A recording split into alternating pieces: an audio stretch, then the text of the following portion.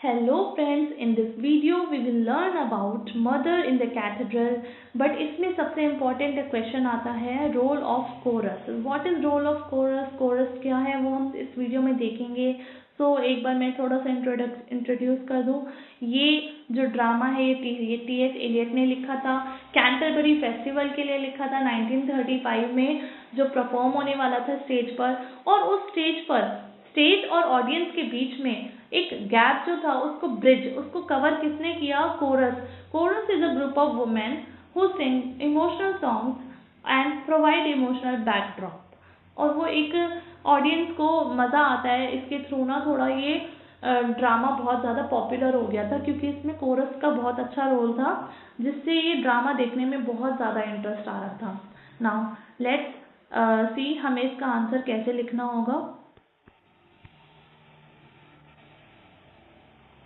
Role of chorus.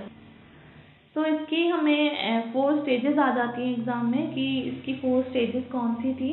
तो first है the coarse of common और poor women represents the everyday people.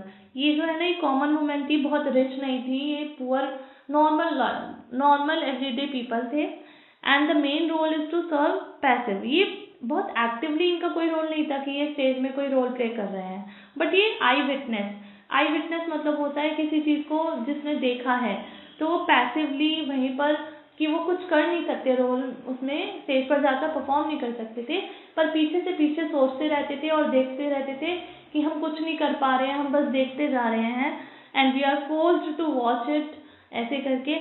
Who evolve in to spiritually. पहले उनको लगता है कि ये जो थॉमस बैकेट है गलत कर रहे हैं, अब तो सफरिंग होगी बहुत ज़्यादा, किंग हेनरी को गुस्सा आ जाएगा. बट बाद में जाके जब उनकी डेथ हो जाती है, मर्डर हो जाता है थिंग बैकेट का, तो वो स्पिरिचुअली अवेकन हो जाती हैं कि असली सही शहीद क्या होता है. और हमें गॉड से मर्सी के लिए हमेशा पूछना चाहिए. We should ask God for mercy. Now they bridge the gap. वो एक गैप ऑडियंस के बीच का और स्टेज के बीच का ब्रिज करती हैं. Now passive. चलो अब हम इन्हीं थीम्स को डिटेल में पढ़ेंगे. जैसे कि हमने पढ़ा आई विटनेस.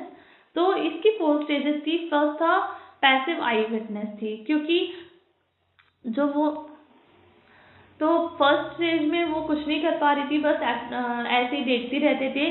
वो जो वुमेन का ग्रुप था, कोरस था, कि ओ बैकेट वापस आ रहे हैं and now this will disrupt, ये सब कुछ तबाह कर देगा. और ये बस जस्ट लिविंग. पर इनका रोल क्या था कि बस ये देख रही हैं, जस्ट लिविंग. ये कुछ एक्शन नहीं ले पा रही, बैकेट को रोक नहीं पा रही, किंग को मना नहीं पा रही. सेकेंड में उन्होंने फॉर शेडो मतलब आगे फॉरकास्ट किया कि बैकेट की तो डेथ होने वाली है, ऐसी सफरिंग आएगी. उन्होंने सेंसरी इमेजरी यूज की कि ओ कुछ स्मेल आ रही है डस्ट और ब्लड की, और इसी से हमें पता लगता है कि वो बैकेट के डेथ की बात कर रही थी.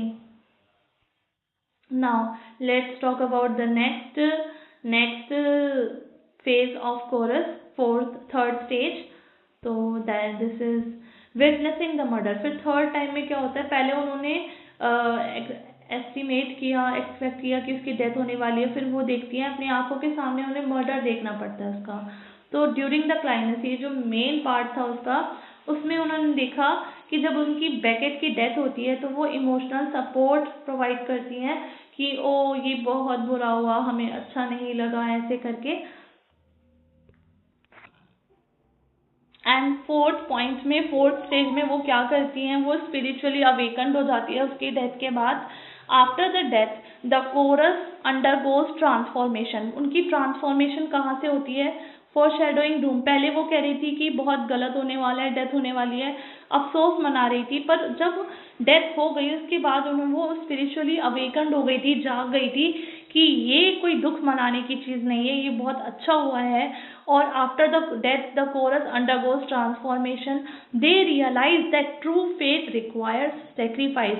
कि सच्चा भक्त, सच्चा गॉड को बिलीव करने वाला वही होता है जो सेक्रीफाइस करता है।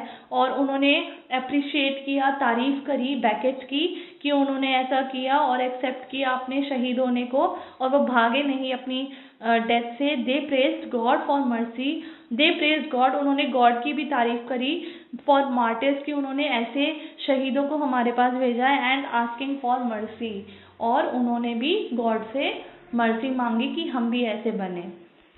So this is all about the 4 stages of chorus in the murder of cathedral, murder in cathedral. I hope आपको समझ में आया होगा। I hope you like this video. अगर आपको मेरी वीडियो अच्छी लगी है तो प्लीज़ इस चैनल को सब्सक्राइब करें so that you can reach to more videos। जो भी मैं वीडियोस अपलोड करूँगी उनकी नोटिफिकेशन आपके पास आएगी, और बेल आइकन पर ज़रूर क्लिक करें।